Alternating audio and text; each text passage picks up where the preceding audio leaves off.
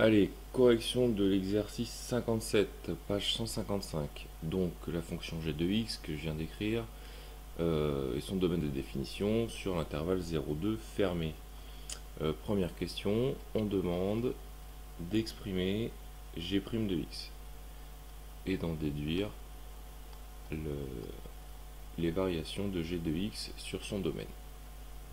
Donc g' de x plus le tableau de variation. Alors qu'est-ce que ça donne? Allons-y. Donc g de x est de la forme k fois uv plus n, c'est-à-dire vous avez moins 2 fois u de x v de x plus 2. Alors il y a plusieurs façons de faire, hein. Soit vous distribuez le moins 2 dans les parenthèses, j'en vois pas trop l'intérêt. Soit on peut aussi factoriser par 2. Pourquoi pas, on va faire simple, hein, on va tout simplement dériver u fois v, ce qui va nous donner g' de x égale moins 2, fois la dérivée de uv, c'est u'v plus uv'. Donc la dérivée de x plus 1, c'est 1, donc 1, fois v de x, c'est-à-dire fois exponentielle x moins 1, plus uv', donc x plus 1, la dérivée de exponentielle x moins 1, c'est 1 fois exponentielle x moins 1. Bon, la dérivée de 2, hein, la dérivée de 2, c'est 0. Donc évidemment, je peux le mettre, allons-y, plus 0, mais ça va disparaître aussitôt à la ligne du dessous. Donc allons-y, qu'est-ce que ça donne? Moins 2, 1 fois exponentielle x moins 1, exponentielle x moins 1, plus x plus 1 fois 1, x plus 1, fois exponentielle x moins 1. Très bien. On voit directement qu'il y a une factorisation possible avec les exponentielles x moins 1. Donc, ça nous donne moins 2 exponentielle x moins 1, le tout facteur de 1 ici, hein, puisque il y a une fois, et puis il y a x plus une fois, là, hein, d'accord. Donc, fois 1 plus 1, 2, plus, hop là, pardon, plus x, mince, plus x, hop. Voilà, très bien. Donc, on a l'expression de g' de x. Cette expression s'annule. On voit directement, moins 2 est toujours négatif, exponentielle de quelque chose c'est toujours positif, donc il n'y a que cette partie-là qui peut éventuellement s'annuler, et oui c'est le cas, ça s'annule quand x est égal à moins 2, malheureusement moins 2, enfin malheureusement je ne sais pas si c'est malheureux, mais en tout cas moins 2 n'appartient pas au domaine. Donc cette dérivée ne s'annule jamais sur le domaine de définition. D'où le tableau de variation, x, g' de x, g de x, allons-y. Donc, hop, comme d'habitude, hein, j'essaye de m'appliquer au mieux pour tracer les traits à peu près droit à la tablette. Allez, c'est pas mal ce coup-ci. Donc x qui varie de 0 jusqu'à 2, il n'y a pas de valeur particulière. Quel est le signe? On en a déjà parlé, hein, moins 2 est toujours négatif, l'exponentiel est toujours positif, 2 plus x est toujours positif, donc à la fin ça fait une dérivée qui est toujours négative. J'ai peut-être été un peu vite. Moins 2 c'est négatif, exponentielle de quelque chose c'est toujours positif, et 2 plus x quand x est dans l'intervalle 0,2 est positif. Donc ça vous fait quelque chose de négatif fois quelque chose de positif fois quelque chose de positif. En réalité, l'ensemble est négatif. La fonction est donc strictement décroissante sur son intervalle, et toute bonne calculatrice vous donnera les valeurs approchées, environ 1,3 pour x égale à 0, et l'image de 2, environ moins 14,3. Très bien.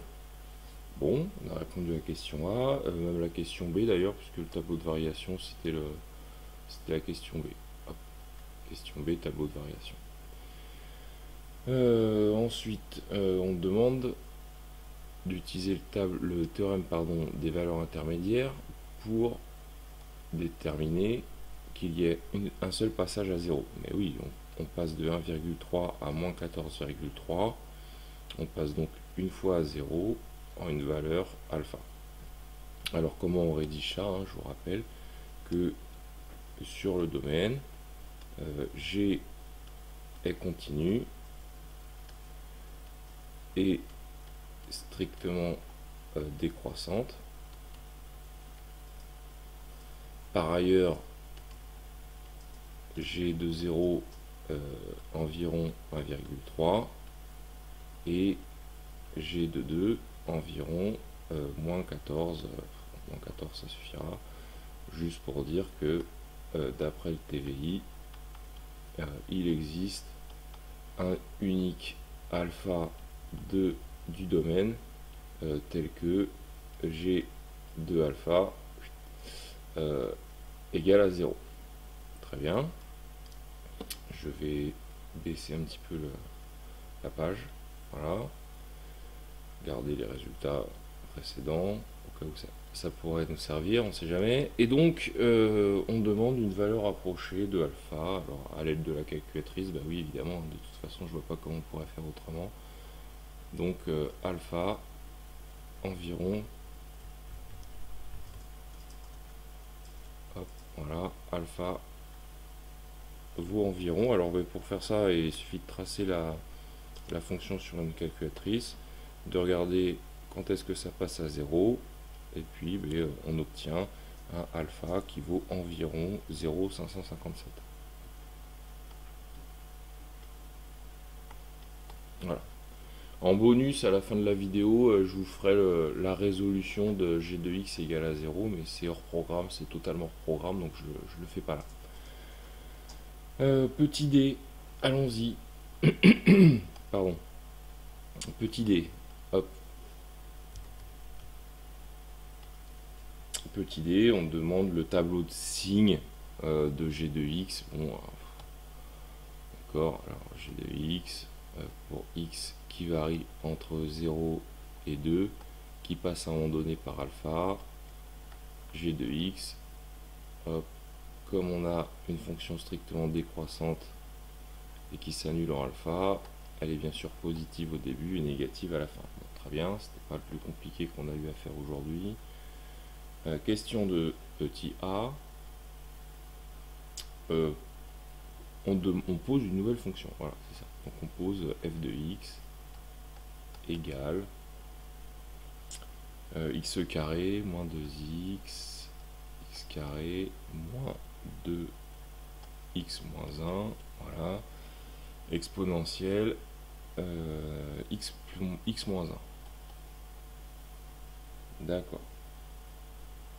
Alors on aurait presque été tenté de dire que c'était comme G de x, mais là malheureusement c'est x moins 1, alors que pour G de x c'était x plus 1, donc on peut pas bricoler grand chose.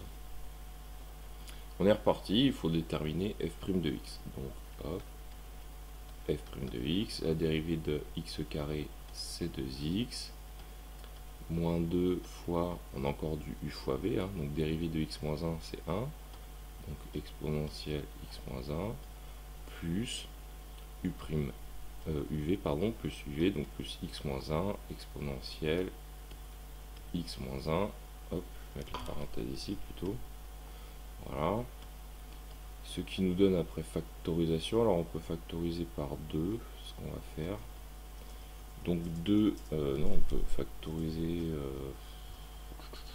ouais, on peut factoriser par 2, donc 2 y est x fois, moins exponentielle x moins 1, facteur de 1 moins 1, 0, donc il ne reste plus que x, ah, bah, ça s'arrange bien tout ça.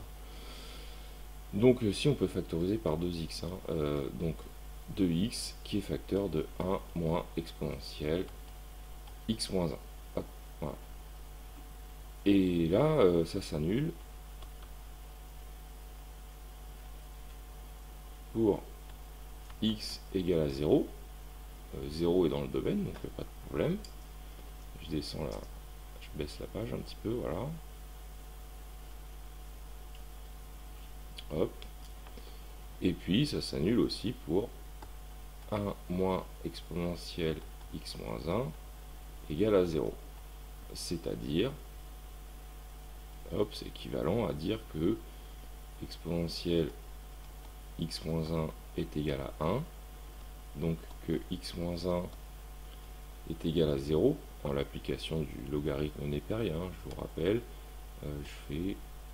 j'applique le logarithme de chaque côté, ln de 1 faisant 0, bon, et finalement x est égal à 1.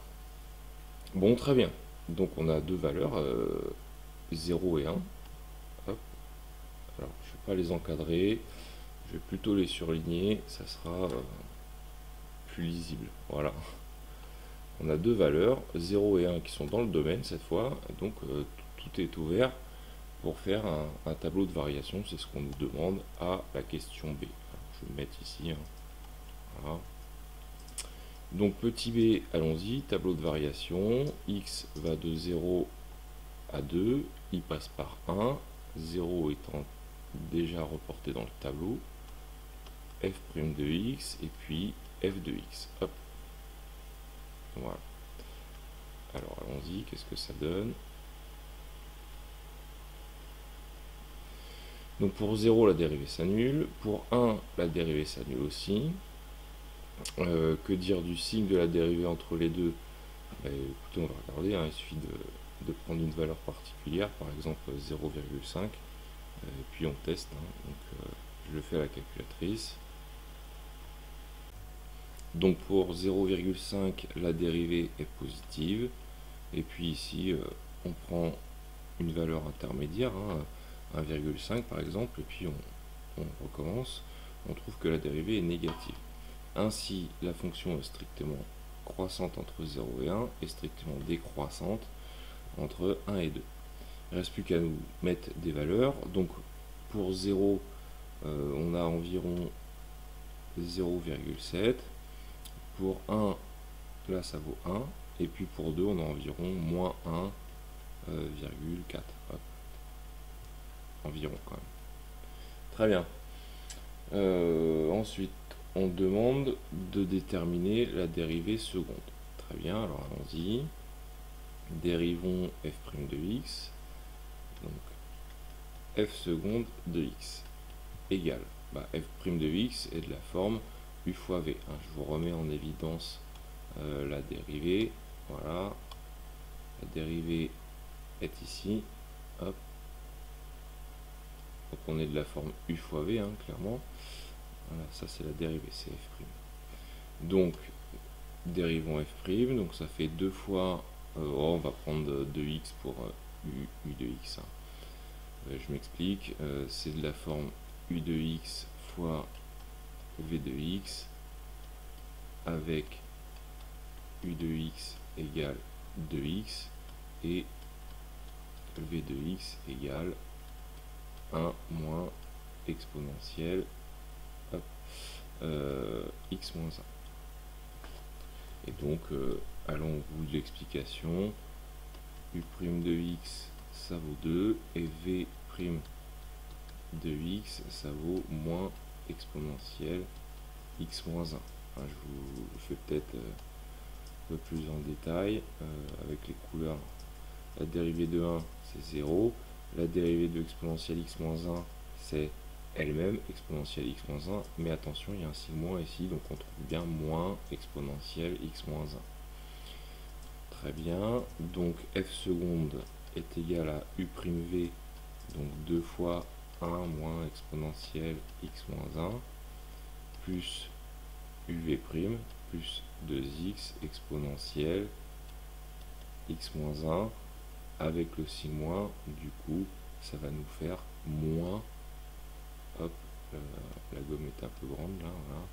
Ça va nous faire, puis là la gomme marche pas, bon, c'est pas grave, on va faire ça comme les élèves, hop, on va mettre un gros moins ici, voilà, donc moins 2x pardon, exponentielle x moins 1. Ce qui après factorisation va nous donner 2 qui est facteur de 1 moins exponentielle x moins 1 moins x exponentielle x moins 1. C'est-à-dire 2 1 moins exponentielle x moins 1 facteur de 1 plus x. Voilà. Très bien. Alors, en y regardant bien, on se rend compte qu'il y a un commun arbre de famille avec g de x. Hein, effectivement, je vais le renoter à côté. Or, g de x était égal à moins 2 x plus 1 exponentielle x moins 1 plus 2. C'est-à-dire, si vous factorisez par 2, il y est une fois ici, et il y est moins x plus 1 fois exponentielle x moins 1. Donc moins exponentielle x moins 1 facteur de x plus 1. Bon, ben effectivement, c'est même plus qu'un arbre de famille, c'est exactement g de x. Alors je vais décaler la page, hop, si je retrouve le pratique, désolé. Donc allons-y. Donc f seconde de x égale g de x. Très bien. Donc on avait vu que g de x s'annule pour x égale alpha égale environ 0,557. Ainsi, f seconde de x s'annule également en x égale alpha, quoi. Et donc, pour étudier la convexité, bah ça y est, c'est terminé. Hein. X, f seconde de x, f de x, puisque l'étude de f seconde de x se ramène à l'étude de g de x. Hein. C'est g de x. C'est pour ça qu'on nous avait demandé le tableau de signes. Donc g de x tout d'abord entre 0 et 2, alpha. On sait que cela va s'annuler en alpha. Très bien. Et puis on va remonter pour voir ce que donnait le tableau de signes de g de x. G de x, on l'avait fait ici. Donc g de x, hein, on se rappelle. Hop, g de x est positif entre 0 et alpha, puis négatif entre alpha et 2. Alors allons-y, on va redescendre. C'est parti. Donc c'était positif, puis négatif. Ça signifie donc que la fonction est d'abord convexe, puis concave, avec le point M de coordonnées alpha f de alpha qui est le point d'inflexion, puisqu'il n'y en a qu'un, de la courbe représentative de f sur le domaine qui est égal à l'intervalle 0,2 fermé. On nous demande de vérifier avec la calculatrice, il suffit de tracer effectivement la courbe représentative et de constater que ce qu'on a raconté est tout à fait exact. Voilà, donc la correction de l'exercice est terminée. Je vous avais dit qu'en bonus, je vous ferai la résolution de g de x est égal à 0. Donc si vous avez eu le courage d'aller jusqu'à ce moment de la vidéo, vous n'avez pas tout perdu puisque vous aurez en bonus la résolution de g de x égale à 0. Alors je prends une nouvelle page, on y va. Donc g de x égale à 0, c'est-à-dire moins 2 facteur de x plus 1 exponentielle x moins 1 plus 2 est égal à 0. Après simplification par 2, vous avez donc 1 moins x plus 1 exponentielle x moins 1 est égal à 0, c'est-à-dire x plus 1 exponentielle x moins 1 est égal à 1. Très bien. Alors, ce qu'il faut chercher à obtenir dans ce type de résolution, c'est la même chose ici et là. Vous allez voir après pourquoi. Il faut donc avoir quelque chose de la forme Toto exponentielle de Toto. Alors là, ça va pas parce qu'on a x plus 1 exponentielle x moins 1. Donc x plus 1, on ne peut pas y faire grand chose, donc on va le laisser comme ça. Et là, ça serait bien qu'on ait, x plus 1. Mais si je note x plus 1, c'est un petit peu embêtant parce que je ne peux pas passer de x moins 1 à x plus 1 comme ça gratuitement. Donc si je veux que ça reste juste, ou en tout cas égal, il faut que j'enlève 2. De telle façon que 1 moins 2 me fasse bien retomber sur moins 1. Bon, très bien, on va voir ce que ça donne. Égal à 1. En utilisant les propriétés sur les exponentielles, je sais que exponentielle a plus b est égal à exponentielle a fois exponentielle b. Donc, je peux très bien écrire x plus 1 exponentielle a, c'est-à-dire exponentielle x plus 1, fois exponentielle b, c'est-à-dire exponentielle moins 2, égale à 1. J'ai donc x plus 1 exponentielle x plus 1 qui est égal à 1 sur exponentielle moins 2, c'est-à-dire 1 fois exponentielle 2, c'est-à-dire exponentielle 2. Ok, très bien. Et alors pourquoi c'est important d'avoir exactement la même chose en facteur et en exposant de l'exponentielle? Parce que ce que l'on appelle la fonction de Lambert nous dit que fonction de Lambert de bêta exponentielle bêta est égale à bêta. Donc si j'applique la fonction de Lambert à l'équation que je viens d'écrire juste au-dessus, j'ai donc x plus 1 qui est égal à w de exponentielle de 2. J'applique tout simplement la fonction de Lambert à cette partie-là, donc c'est ce que j'ai expliqué ici. Donc je retrouve bien mon x plus 1.